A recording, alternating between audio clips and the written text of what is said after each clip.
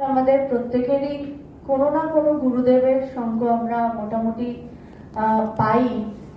নানা অর্গানাইজেশন আছে, যেমন আমাদের সংস্থা আছে, রামকৃষ্ণ মিশন আছে, ভারত সেবাশ্রম আছে।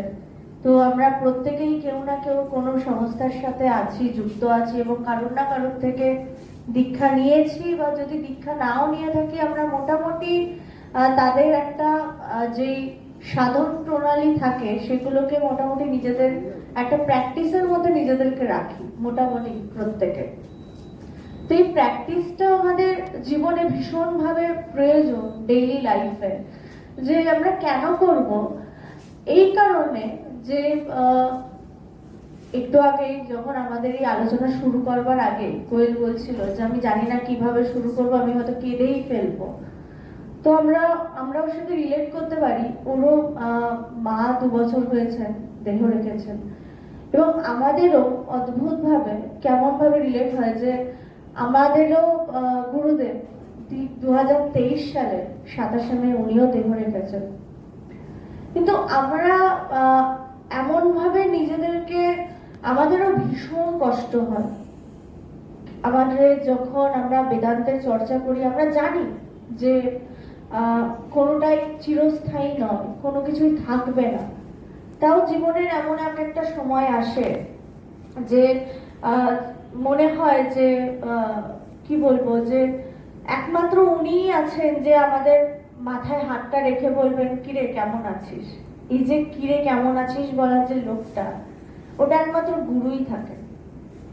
কারণ জীবনে চলতে চলতে যে গুরু আর মায়ের মধ্যে তো খুব একটা তফাৎ হয় না।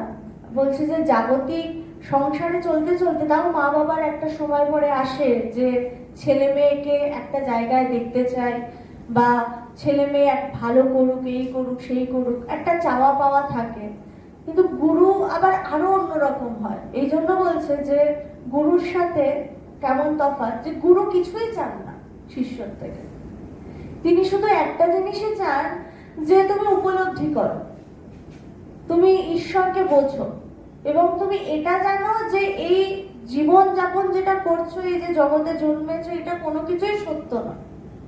এই গীতাতে আমরা যদি এই সাংখ্যযোগ নিয়ে যে মাতাজি আলোচনা করলেন, ওখানে জীবনে যখন খুব সমস্যা আসবে আপনার ওই 22 নম্বর শ্লোকটা পড়বে। ওখানে বলছে যে বাসাংশী জিন্নায়নি যথা বিহায়, যে শ্লোকটা পুরোটা রয়েছে ওখানে, ওটার মানে যে এটাই যে যেমন ভাবে আমাদের জীবনে তো রোজই এই যে দুর্গাপুজো আসছে, কত কত আমরা জামা কাপড় কিনবো না, এক একজনের হয়তো 10টা 15টা। আর এখন তো অনলাইন শপিং হওয়াতে আর দুর্গাপুজোর প্রয়োজন পড়ে না, আমরা ডেইলি কিছু না কিছু কিনতেই থাকি পরবার জন্য। তো আমরা কি করি, পুরোনো বস্ত্রগুলো কিন্তু আর রাখি না, বা বেশি দিন ইউজ করার পর আমরা ফেলে দিই। তো বলছে এই শরীরটাও ঠিক তেমনই, যখন এই জীর্ণ শীর্ণ হয়ে যায় এবং মনে হয় যে এই শরীরটা আর আমার কোনো কাজে লাগবে না, তখনই কিন্তু এই দেহের মৃত্যু হয়। এই প্রসঙ্গেই আপনারা প্রত্যেকেই হয়তো আদিগুরু শঙ্করাচার্যের কথা জানেন, যেই ইয়েতেই আর কি প্রত্যেকটা সন্ন্যাসী হয় তার পরম্পরাতে, তার যে দশনামী সম্প্রদায় আছে।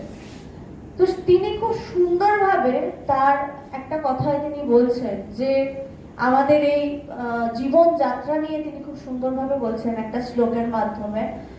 তার আগে বলছেন যে ভজ গোবিন্দম ভজ গোবিন্দম গোবিন্দম ভজ মূঢ়মতে। এটা তিনি বলছেন, এটার অর্থ হচ্ছে এটাই যে তুমি প্রত্যেকটা মুহূর্তে গোবিন্দের ভজনা করো। গোবিন্দ মানে তুমি যতটা পারো ঈশ্বরকে নিয়ে চিন্তা করো। বলছে কেন ঈশ্বরকে নিয়ে চিন্তা করবো, এটা প্রশ্নটা আসবে। তো তখন তিনি বলছেন যে এইরকম ভাবে যে পুনরাপি জননম পুনরাপি মরণম পুনরাপি জননী জঠরে শয়নম। অর্থাৎ পুনরাপি জননম মানে আবার তোমাকে জন্মাতে হবে, আবার তোমাকে পুনরাপি মরণম মানে আবার তোমাকে মৃত্যু লাভ করতে হবে। যেহেতু তুমি জন্মেছো তোমাকে মরতেই হবে। আবার বলছে কি পুনরাপি জননী জঠরে শয়নম। একটা মাতৃ গর্ভে যে 9 মাস যে শিশুটি থাকে, বলছে পুনরাপি জননী জঠরে শয়নম, বলছে ওই জঠরে কিন্তু মানে 9 মাস তাকে কিন্তু ভীষণ কষ্ট করে থাকতে হয়। যার বাড়িতে সন্তান জন্ম নিচ্ছে তাদের তো ভীষণ আনন্দ, বা তারা ওই ভাইব্রেশন দিয়ে দেখে যে বাচ্চাটা ঠিক আছে কিনা, কিন্তু যে বাচ্চাটা পেটে থাকে সেই 9 মাসটা তার কিন্তু ভীষণ কষ্টের মধ্যে দিয়ে যেতে হয়, কারণ সে ওইটুকু জায়গার মধ্যে হাত পা গুটিয়ে কোনো রকমে সে একটা কষ্ট অনুভব করে, কিন্তু সে সাফোকেটেড ফিল করে, সে কিন্তু মোটেই আনন্দে থাকে না। সে সেই মুহূর্তে কিন্তু প্রত্যেকটা সময় ভাবে যে যখনই আমি পৃথিবীতে জন্ম নেব আমি মুক্তির চেষ্টা করব, আমি আর এই পৃথিবীতে জন্মাবো